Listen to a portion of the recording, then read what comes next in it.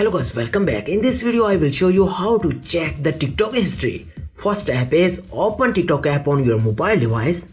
Then go to your profile icon in the bottom right corner. Then click on the three vertical lines in the top right hand corner of the screen. Overhead to the privacy section. Then tap on download your data. If you use an old version, then tap personalization and data. But this application is up to date. I am tap on download your information. Then select the file format JSON or text and tap text. Press request data file to finish. It will take some time to process the file, but after that you will be able to download it as a zip file. This file is pending.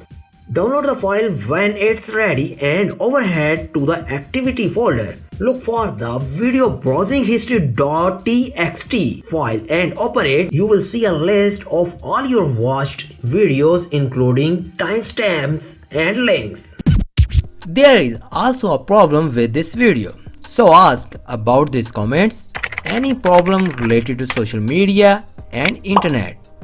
Let them know in the comments bar so that a video can be made on it. Please like this video and subscribe our channel and press icon for any updates and notifications. Thanks for watching.